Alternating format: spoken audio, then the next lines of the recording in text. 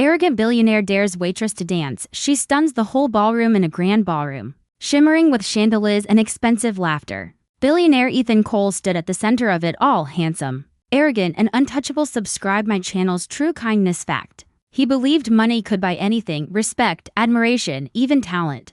But that illusion shattered the night he dared a simple waitress to dance. Lily, the quiet young woman serving champagne, had endured his mocking tone with grace all evening. When he smirked and said, "Show us your dance, sweetheart, if you even know how to move," the crowd laughed. But then the music changed, and Lily stepped into the spotlight. What happened next silenced every whisper, stopped every breath, and turned humiliation into awe. That night, the billionaire learned that class isn't bought, it's born from the soul. The gala at the Silverstone Hotel was the highlight of the year. CEOs, celebrities, and dignitaries all gathered to celebrate Ethan Cole's latest business victory. Dressed in his tailored suit, Ethan was surrounded by admirers who hung on his every word. He enjoyed their laughter, their envy, their attention. It made him feel powerful across the room. Lily moved quietly between tables, refilling glasses with practiced grace. Her black uniform was neat, her smile polite, but her eyes hid something: depth, maybe pain, maybe strength. Ethan noticed her when she accidentally spilled a drop of champagne on his sleeve. "Watch it,"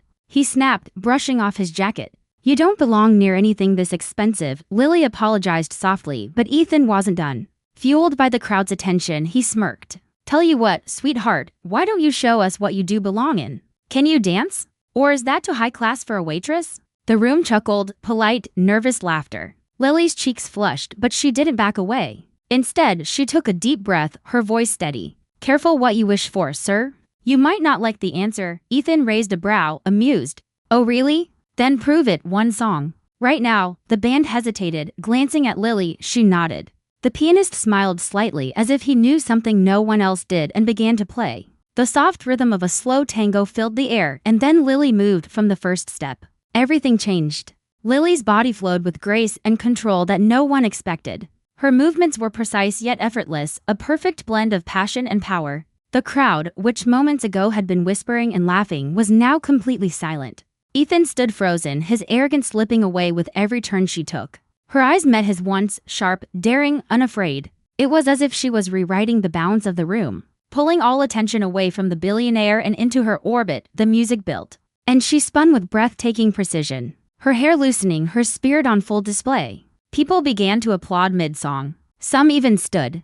By the time the final note echoed, the ballroom erupted in cheers. Ethan couldn't speak. His pride burned, but beneath it was something unfamiliar: admiration. He walked toward her slowly, breaking into a rare smile. "Where did you learn to dance like that?" he asked quietly. Lily looked at him, her chest rising with every breath.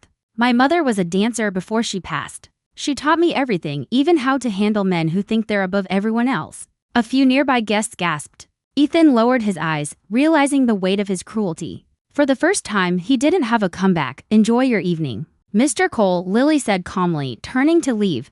But Ethan wasn't ready to let her go. The next morning, Ethan couldn't get Lily out of his mind. He replayed the moment, her confidence, her skill, her strength. For the first time, he saw himself through someone else's eyes: shallow, entitled, small. He used his resources to find her, not to humiliate her again, but to apologize. He tracked her to a small dance studio on the city's edge, rundown but filled with laughter and the sound of music.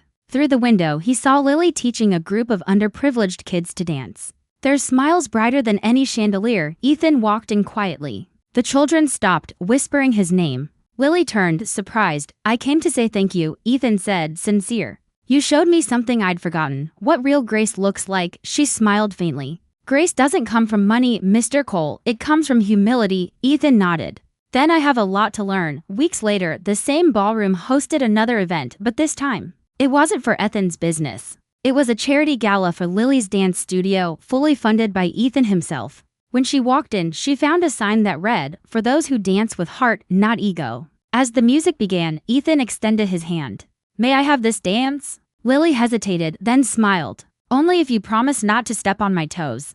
The crowd watched as billionaire and waitress moved in perfect rhythm. No longer master and servant, but equals. That night, Ethan didn't just fall for a dancer. He fell for humility, for purpose, and for love. If this story touched your heart, don't forget to like, comment, and share it.